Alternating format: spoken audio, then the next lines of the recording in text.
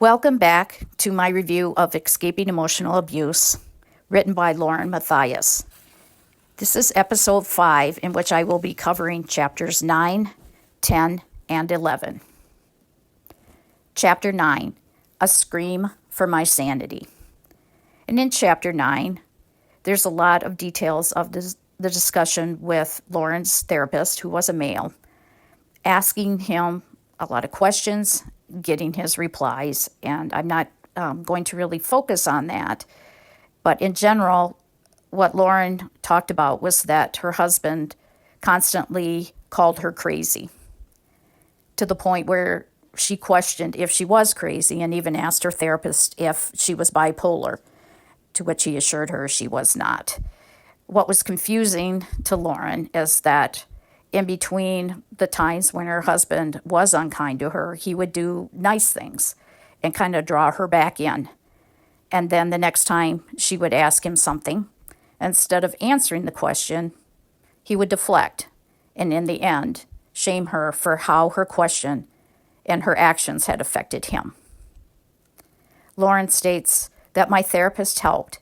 He helped me to understand that I really was in a losing battle. The therapist encouraged her to trust herself. And despite what the therapist was helping Lauren to see in her life, I sensed a little bit of martyrdom. And I want to read just a brief portion from Lauren. I wish so much that I had been gentler with myself and had seen these moments for what they were. A gift that allowed me to simply realize this was not a healthy situation. I shamed myself rather than trusted what my abnormal reactions were telling me. Something was amiss. Again, frustrating to hear that she was coming to a realization with the help of her therapist and not taking accountability for trying to move forward, but instead focusing on how she was really too hard on herself.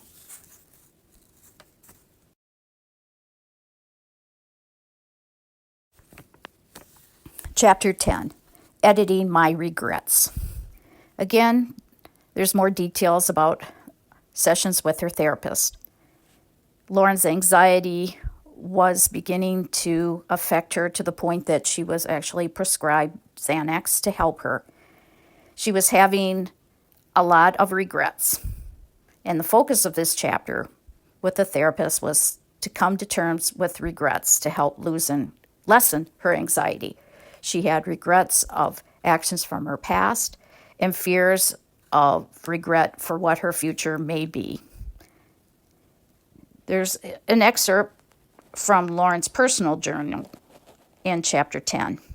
And following what she wrote at this time, she took a lesson from her regrets and decided to refresh her resume and posted it on the eve of her 34th birthday. At the end of this chapter, we see a nice picture of a very happy Lauren out celebrating her birthday with 5 of her friends.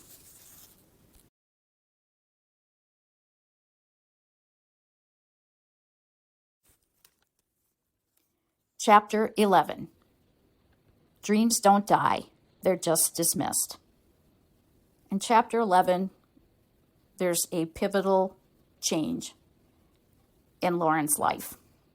After uploading the resume, a former coworker of hers got in touch with her and told her about a job that he knew about at a station in Boise. Lauren was very excited about this opportunity, got in contact, submitted her resume and clips of some of her reporting, and she got an interview.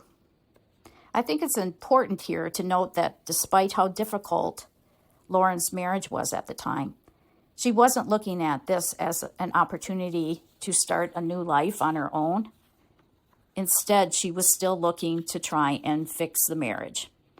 In her mind, she justified this opportunity as a way to make some very much needed money. They really could not afford the apartment they had in Boston. Her husband was nearing graduation, and while she was making money in Boise, he could come stay with her after he graduated and take his time to find the right opportunity, whether that be in Boise or somewhere else. And while she was interviewing, she negotiated, excuse me for flipping my page over here, she negotiated that she would be able to leave if her husband found employment that would pull her out of the Boise area. I felt like she was still fooling herself that she could still make this all work.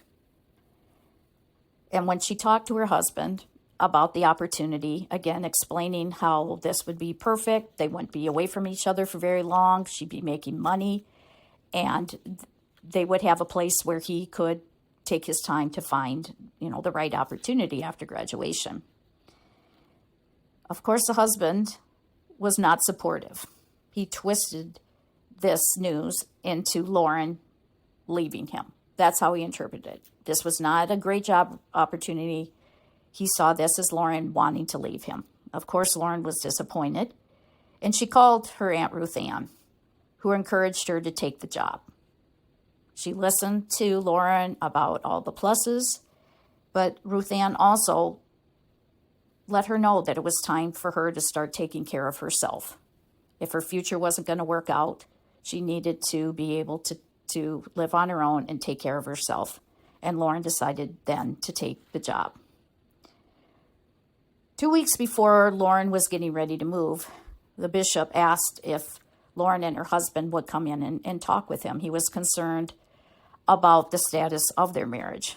Lauren explained the job opportunity, again, how her husband could join her while he was looking for a job, and if the job took him out of the area, she had already talked to the news station, and they would be fine with her quitting to join her husband.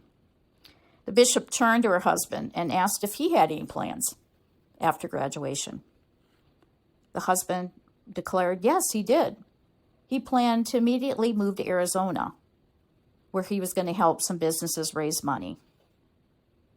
Of course, Lauren was taken completely off guard by this, and when they got home, confronted her husband about it.